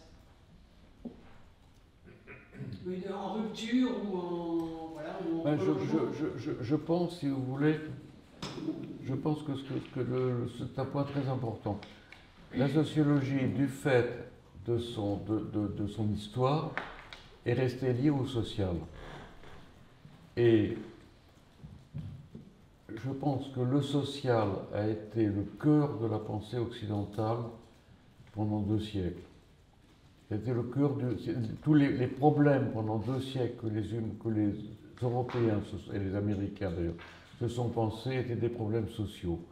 C'était l'égalité, c'était le travail, c'était l'éducation, c'était les pauvres et les riches, les rapports de classe.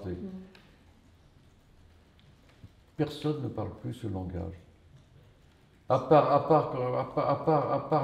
politiquement, j'étais très ravi, parce que c'est mon langage d'enfance, d'entendre, quand il y a eu les élections en juin, seul le représentant du Parti communiste parlait encore le social. Malheureusement, Marine Le Pen aussi parle le social.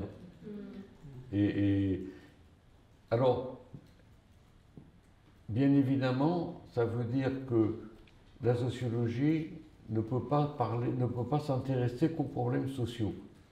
Ce qui était le cas autrefois. Autrefois, il y avait une sociologie de l'art, une sociologie du droit, qui était beaucoup plus active qu'aujourd'hui. Bizarrement, plus le social disparaissait du discours politique et du discours de la société, plus la sociologie se concentrait sur le social, sur les banlieues, Et donc, si vous voulez, je pense qu'aujourd'hui, on commence à avoir un petit mouvement de déplacement vers l'écologie. Un certain nombre de sociologues qui se déplacent vers l'écologie. Mais, si vous voulez, la question je pense que l'abandon du social est aussi un élément central de la crise politique dans laquelle nous sommes actuellement. Parce que si vous voulez, comment dire ça? La question de la relation entre les classes, l'existence d'une classe ouvrière, la question de la répartition des richesses, toutes ces questions ne sont plus très intéressantes sociologiquement parce qu'on a l'impression de les connaître, mais elles continuent à être centrales dans la société et surtout dans la politique. Un des grands succès du Rassemblement national, c'est d'avoir réussi à parler, à dire des choses qui encouragent les défavorisés du social. Et si vous voulez, quand les mouvements les plus réactionnaires, les plus traditionnalistes deviennent les porte-paroles du peuple, c'est problématique. Les mouvements astucieux, le Parti communiste, par exemple, avait réussi à apprendre à parler d'un côté à Picasso et aux gens qui aimaient Picasso, et de l'autre à parler aux ouvriers de chez Renault. C'est très difficile politiquement. Mais si vous voulez, si on oublie de parler aux ouvriers de chez Renault, qui sont toujours là, il y a toujours des Renault, la situation politique est extrêmement dangereuse. C'est pour ça qu'il avait travaillé Bruno Latour sur la nouvelle classe écologique, peut-être. Quoi? C'est bon. Ouais. J'ai Ça pas compris. n'intéressait pas beaucoup Luc. Non. Mais c'est pour ça que Bruno Latour avait travaillé sur les nouvelles classes écologiques et ce mémo sur les classes géosociales. Ben, je peux Tu as balayé vous faire une d'un revers petite de confidence. toujours. Bruno Latour, sachant que quand il voulait m'emmerder, il me disait, toi qui es un vrai sociologue. C'était une injure de sa part. Lui, il avait été sociologue, mais il se disait, il avait lâché il avait quitté le bateau qui coulait et il se disait philosophe. Et donc quand il me disait, lui, toi qui es un vrai sociologue, Mais à la fin de sa vie, quand il a commencé les préoccupations de militants par rapport à la crise climatique sont devenues plus importantes, il est venu me voir, ce qui m'a fait grand plaisir, parce qu'il pensait qu'en tant que spécialiste du social, je pourrais l'aider à trouver des thèmes militants, d'où celui de classe. Je ne vois pas bien le sens que ça a pour l'instant, mais je ne l'ai pas découragé. Mais est-ce que ce ne serait pas intéressant de penser ce social dans le contexte nouveau dans lequel on se situe, à la fois écologique, bien sûr, hein, avec les problèmes écologiques, mais aussi avec les problèmes démocratiques que l'on connaît. Est-ce qu'il n'y a pas une réflexion sur... Oui, je pense. Mais le livre dont j'ai parlé, Enrichissement, c'est là-dessus. C'est comment s'est formé un nouveau prolétariat, de certaine façon, mais qui reste complètement identifié à ceux qui les dominent. Je connais assez bien le milieu des artistes, puisque je connais pas mal de gens qui ont cette activité, que mon frère était un grand artiste. Les artistes ne désirent qu'être semblables à ceux qui sont au sommet de leur hiérarchie. Au fond, tout artiste voudrait être Jeff Koons, même s'il le déteste, même s'il dit Jeff Koons c'est horrible. Et donc ça, c'est un vrai problème. Il ne s'est pas formé dans les nouveaux univers de création de richesse